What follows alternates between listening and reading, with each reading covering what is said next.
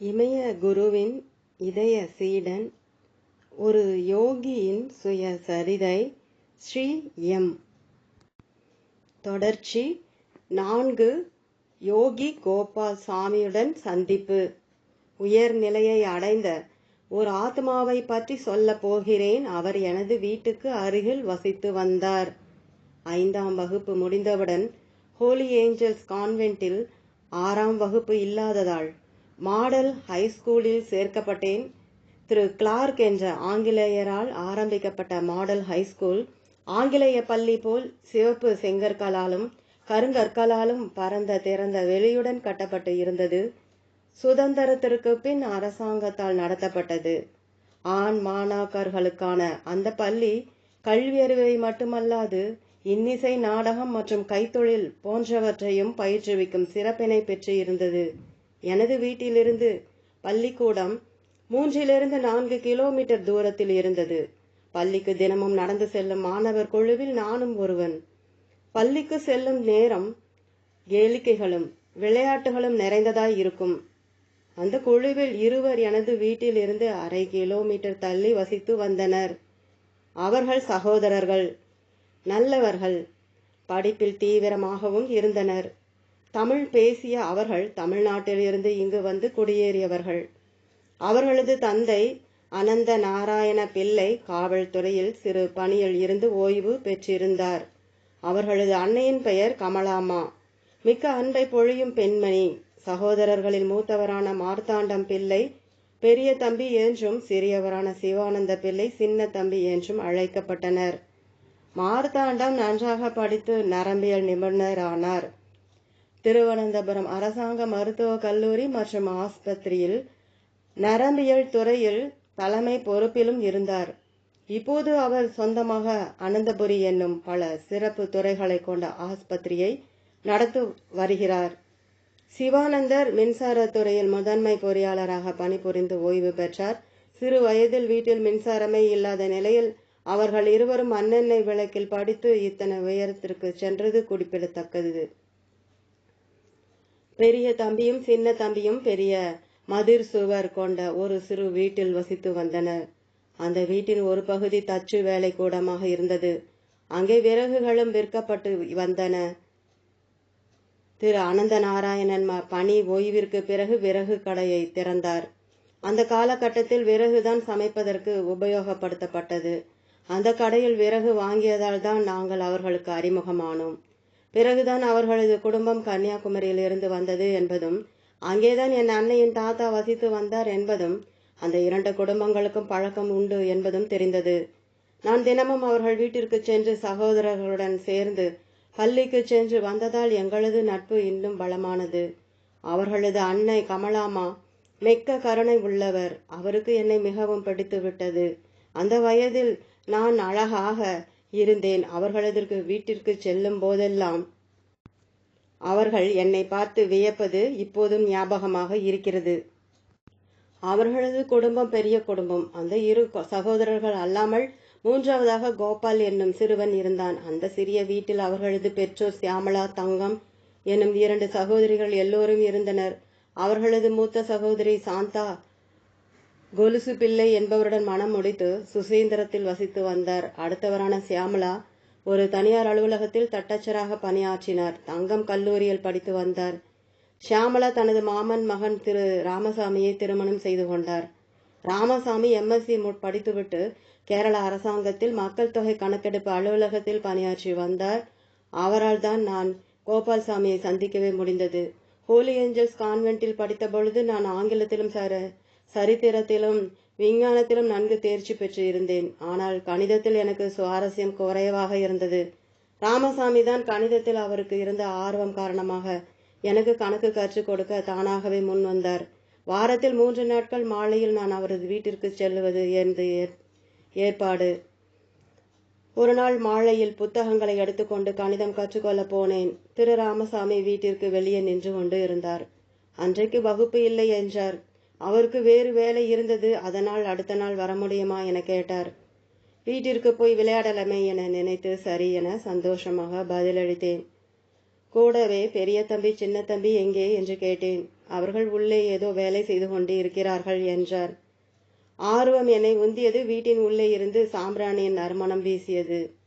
அப்போது சின்ன தம்பி ஷியாமலா, அவரது பெற்றோர்கள் எல்லோரும் வெளியே வந்தனர். அவர்கள் ஏதோ பேசிக்கொண்டனர். நேரடியாக விஷயத்திற்கு வந்தேன். சாம்பிராணி நறுமணம், என்ன விஷயம் என்று கேட்டேன். அமைதி. எல்லோரும் ஒருவரை ஒருவர் பார்த்து கொண்டனர். இறுதியாக கமலாமா பேசினார். சாமி வந்திருக்கிறார், அவரை பார்க்க விரும்புகிறாயா? ஆமாம் என்றேன். திரு அனந்த நாராயணன் காத்திரு என கூறி உள்ளே சென்றார். சில நிமிடங்களில் வெளியே வந்து உள்ளே வா என்றார். நுழைந்தேன். சிறிய அறையின் நடுவில் ஒருவர் கை வைத்த நாற்காலியில் உட்கார்ந்திருந்தார். தனது கால்களை தரையை விட சற்று உயரத்தில் இருந்த சின்ன பீடத்தில் வைத்து இருந்தார். நீலம் மற்றும் வெள்ளை நிற கோடுகள் போட்ட அரைக்கை சட்டையும் வெள்ளை வேட்டியும் அணிந்து இருந்தார். அவரை நெருக்கமாக கவனித்தேன்.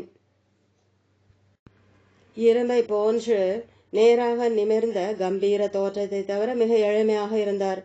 பிறகுதான் அவரது கண்களை பார்த்தேன். அதே போன்ற ஊடுருவும் கண்களை நான் அதுவரை பார்த்ததே இல்லை. அவரது சக்தி வாய்ந்த கண்களால் என்னை ஊடுருவுவதை உணர்ந்தவுடன் என்னையும் அறியாமல் எனக்கு வெட்கமாகி, கடவுளே, இந்த மனிதர் என்ன நினைத்திருப்பார் என்று நினைத்தேன். அவர் புன்னகைத்து வரு வா என்று சைகை செய்தார். அவரது குரல் எதிர்பாராத விதமாய் மென்மையாய் இருந்தது. அவரது நாற்காலியின் கையை தொடும் அளவுக்கு அருகில் போய் நின்றேன். அவர் சிரித்துக்கொண்டே தனது வலது கையை நீட்டி எனது நெற்றியை ஒரு வினாடியின் பின்ன நேரம் தொட்டு பின் விலக்கி கொண்டார். எனது முன்னெற்றியில் விவரிக்க முடியாத ஆனந்தம் எனது உடலையே சூழ்ந்தது. அந்த அனுபவம் தினமும் இரவில் தியானம் பண்ணும் பொழுது ஏற்படும் ஆனந்தத்தை விட அதிக வித்தியாசமாக இருந்தது. ஆரவாரமான கடல் அலைகள் அமைதியாகி கடலின் மேற்பரப்பு குமிழிகள் கூட இல்லாமல் ஏரி போல சலனமற்று போய்விட்டது என்று மட்டுமே அந்த அனுபவத்தை சொல்ல முடியும். வெளி உலக சப்தங்கள் எல்லாம் அடங்கிவிட்டன. எனது மனதின் ஆழத்தில் இருந்து என்னால் புரிந்து கொள்ள முடியாத ஒரு உச்சாடனம் எழும்பியது. கண்களில் இருந்து கண்ணீர் பெருகியது. நான் திரும்பி தடுமாறியவாறு அறையை விட்டு வெளியே வந்தேன். திடீரென அவரை வணங்கு, அவரது பாதங்களை தொடு என யாரோ சொன்னார்கள். அந்த சமயத்தில் நான் கதவுக்கு அருகில் வந்து விட்டேன். எனவே இதர மனிதர்கள் செய்தது போல வாசல் படியை தொட்டு என் தலையில் ஒற்றி கொண்டு வெளியே ஓடிவிட்டேன். அந்த மனிதரை நான் மீண்டும் பார்க்கவே இல்லை. மிக வேகமாக எனது வீட்டிற்கு வந்து சேர்ந்தது ஞாபகம் இருக்கிறது. நான் உள்ளே வந்ததை யாருமே பார்க்கவில்லை. நேரே பலாமரத்தின் கீழே சென்று அமர்ந்து கொண்டேன். அப்போது என்னுள் அந்த பரவசம் சற்று மட்டுப்பட்டிருந்தது. ஆனால் அமைதி என்னுள் தொடர்ந்து கொண்டுதான் இருந்தது. அம்மா என்னை பின்புற கதவருகே இருந்து கூப்பிட்ட பொழுதுதான் களைந்து போனது. என்ன நடந்தது? டியூஷன் இல்லையா என்று அம்மா கேட்டார். இல்லை என நானும் பலாமரத்தடியிலிருந்து உரத்த குரலில் கூறினேன். வா, வந்து ஏதாவது சாப்பிடு என்று அவர் கூறினார். அன்னைக்கு எனக்கு உணவு அளிப்பதில் அலாதி மகிழ்ச்சி. டியூஷனுக்காக அடுத்த நாள் நான் சென்றபோது திரு ராமசாமி மற்றவர்களும் முந்தைய நாள் என்ன நடந்தது என்று கேட்டனர். நான் எதுவும் சொல்லவில்லை. இப்படிப்பட்ட இரகசியங்களை காத்து வைத்து கொண்டு சரியான சமயத்தில் மற்றவர்களின் அனுகூலத்திற்காக வெளிப்படுத்த வேண்டும் என என் மனதில் பட்டது. பிள்ளை குடும்பத்தினர் வந்தவர் பெயர் கோபால் பிள்ளை என்றும் அவர்கள் எல்லோரும் மரியாதை நிமித்தமாக கோபால் சாமி என்று அழைப்பதாகவும் கூறினார்கள். பல வருடங்களுக்கு பிறகு அவரது போதனைகளை அருள்மொழிகள் என்ற தலைப்பில் பிரபு என்பவர் பதிப்பித்து இருந்ததை பார்க்க நேரிட்டது. அந்த புத்தகத்தை இலக்கில்லாமல் புரட்டிய பொழுது அவர் அடிக்கடி கூறும் ஆனந்தோகம், ஆனந்தோகம், அச்சால பரோகம், அச்சால பரோகம் என்ற வார்த்தைகளை என் கண்களுக்கு முதலில் தென்பட்டன. அவை கோபால்சாமிக்கு பிடித்தமான வார்த்தைகள். 6 வருடங்களுக்கு முன்பு அவரை நான் சந்தித்த பொழுது அவர் உச்சரித்த அந்த வார்த்தைகள் இவைதான் என்பதை உணர்ந்தேன். அப்போது எனக்கு அந்த வார்த்தைகளை தெளிவாக புரிந்து கொள்ள முடியவில்லை. ஆனால் இப்போது அதன் பொருளை புரிந்து கொண்ட பொழுது அந்த ஆனந்தத்தினை அவரை பார்த்த சிறிது பொழுதில் அனுபவித்ததை உணர்ந்தேன். கோபால் பிள்ளை ஆகஸ்ட் 1900 ஆண்டு கொல்லங்கோடில் தெற்கு திருவிதாங்கூரில் பிறந்தார். அவரது தாயாரின் பெயர் குன்னி வீட்டில் கொச்சு குஞ்சம்மா. அவரது தந்தையின் பெயர் ஸ்ரீ நாராயண பிள்ளை. அவருக்கு 2 மூத்த சகோதரர்களும் 2 மூத்த சகோதரிகளும் இருந்தனர். பிறகு அவர்களது குடும்பம் திருவனந்தபுரத்திற்கு இடம்பெயர்ந்தது. மூத்த சகோதரர் சங்கரன் பிள்ளை குடும்பத்தை கவனித்து கொண்டார். கோட்டை உயர்நிலைப் பள்ளியில் மாணவனாகவும் பிறகு தலைமை ஆசிரியராகவும் பணிபுரிந்த வித்வான் ஸ்ரீ வரகம் ஈவி பிள்ளை கோபால பிள்ளையின் குழந்தை பருவ நண்பர். அவர் கோபால பிள்ளை வினோதமாகத்தான் நடந்து கொண்டார் என்றும், நீண்ட நேரத்திற்கு அவர் திறந்த கண்களுடன் தியானத்தில் ஈடுபட்டு விடுவார் என்றும், அடிக்கடி பரவச நிலையை எய்தி விடுவார் என்றும் கூறினர். ஒருமுறை அவருக்கு 12 வயதாகி இருந்த பொழுது பத்மாசனத்தில் அமர்ந்து முதுகை வில் போல பின்னால் வளைத்து நண்பகல் சூரியனை நேராக உற்று பார்த்து கொண்டு இருந்திருக்கிறார்.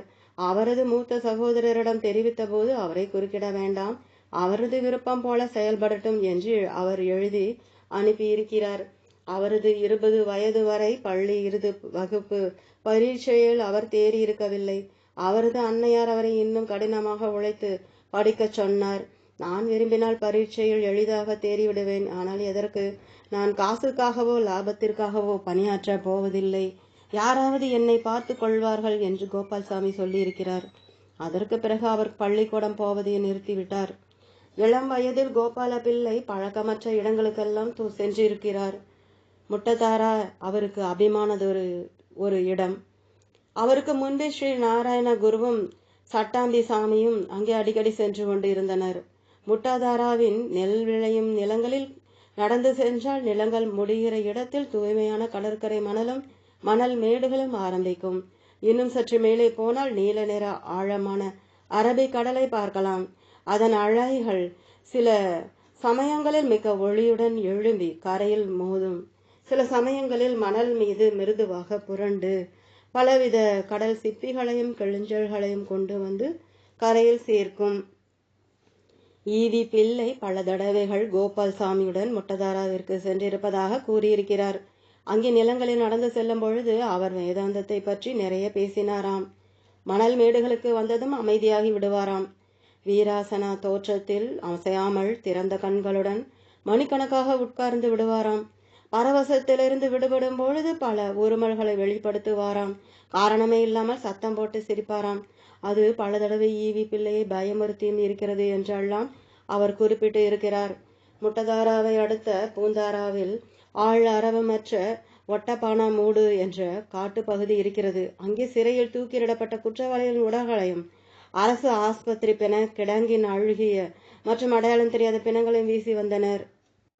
ஒரு நாள் கோபால்சாமி ஈவி பிள்ளையை அங்கே அழைத்து சென்றார். அவ்விடத்தில் ஞானம் பெற்ற வயதான துறவி ஒருவர் ஜடாமுடியுடன் சுற்றிருக்கும் மணலில் முழு நிர்வாணமாக அமர்ந்திருந்தார். கோபால்சாமியும் அந்த விசித்திரமானவரும் ஒருவரை ஒருவர் அணைத்து கொண்டனர். பிள்ளையை அங்கேயே புளிய மர நிழலில் காத்திருக்குமாறு கூறிவிட்டு சற்று தூரத்தில் இருந்த பனைமர தோப்புகள் அவர்கள் நுழைந்தனர். 1 மணி நேரம் களைத்து போன ஈவி பிள்ளை கவலையுடன் தோப்புக்குள் சென்றார். அங்கே இருவரும் ஒருவர் பக்கத்தில் ஒருவர் ஆழ்ந்த நித்திரையில் இருப்பது போல இருந்தனராம். அருகில் சென்றதும் அவர்கள் திடுக்கிட்டார் போல திகைத்து எழுந்தனர். கோபால்சாமி ஈவி பிள்ளையுடன் வீடு திரும்பினார். பிள்ளையை பொறுத்தவரை கோபால்சாமியும் அந்த வினோதமான மனிதரும் அடிக்கடி சந்தித்து கொண்டனர். ஆனால் அந்த முதியவரை பற்றி எந்த ஒரு கேள்விக்கும் அமைதியை பதிலாக தந்தார் கோபால்சாமி என்றும் பிள்ளை எழுதியிருக்கிறார். சில ஆன்மீக ஆர்வலர்களால் கோபால்சாமி என்று அழைக்கப்பட்ட கோபால பிள்ளை பல வருடங்களுக்கு பின் நகரில் இருந்த ஒரு ஹோமியோபதி மருத்துவர் வீட்டில் நடு இரவில் வகுப்புகள் நடத்தினார். ஆழ்ந்த வேதாந்த கருத்துகள் விவாதம் செய்யப்பட்டன. அந்த விவாதங்கள் எல்லாம் அருள்மொழிகள் என பதிப்பிக்க பெற்றன. மற்றொரு அபிமான இடமான சமாதி தோட்டத்திற்கும் கோபால்சாமி அடிக்கடி சென்று வந்தார். அங்குதான் ஸ்ரீ ராமதாஸ் சுவாமிகளின் கல்லறை இருக்கிறது. அவர் ஜலந்தர் யோகி ஹரிஹர பிரம்மா சாஸ்திரியின் குரு ஆவார். திருவனந்தபுரம் மகாராஜாவாக ஆயில்யம் திருநாள் அவர்கள் ஆட்சி புரிந்து கொண்டு இருந்த காலகட்டத்தில் 1805 முதல் 1880 வாழ்ந்த யோகி ஆவார். கோபால்சாமி கடைசியாக சமாதி தோட்டத்தில்தான் பூஜை ஒன்றை நடத்தினார். தன்னுடைய சீடர்களில் மிகவும் நெருக்கமானவர்களிடம்தான் அங்கு வருவது அதுவே இறுதி முறை என்பதையும் சொல்லியிருந்தார். அடுத்த நாளே அவருக்கு கடுமையான வயிற்று வலி ஏற்பட்டது. அன்றிலிருந்து 3வது நாளில் அவருக்கு அறுவை சிகிச்சை நடந்தது. பலரும் வற்புறுத்தியதால் வேண்டா வெறுப்பாய்தான் அறுவை சிகிச்சைக்கு இசைந்தார். அந்த அறுவை சிகிச்சை செய்து கொண்டால் மீண்டும் ஒருமுறை அதே அறுவை சிகிச்சை செய்ய வேண்டி இருக்கும் என்றும் அவர் சொல்லியிருந்தார். அவர் கணித்தது போலவே மருத்துவர் மீண்டும் அறுவை சிகிச்சை அவசியம் என முடிவெடுத்தார். 2வது அறுவை சிகிச்சைக்கு காத்து கொண்டு இருந்த பொழுது கோபால்சாமி தனது படுக்கையில் எழுந்து உட்கார்ந்து முழுவதுமாக மூச்சை இழுத்து பின்புறமாக சாய்ந்தார். அவருடன் இருந்தவர்கள் அவர் ஏதோ பரவசத்தில் ஆழ்ந்து விட்டதாக நினைத்தனர். அவரை அறுவை சிகிச்சை கூடத்திற்கு கொண்டு சென்ற உடனே அறுவை சிகிச்சை மருத்துவரும் மயக்க மருந்து நிபுணரும் அவர் இறந்துவிட்ட நிலையில் அங்கு கொண்டு வரப்பட்டதாக அறிவித்தனர். அன்றைக்கு நாள் மார்ச் 8, 1960 ஆண்டு. ஓம். தொடரும்.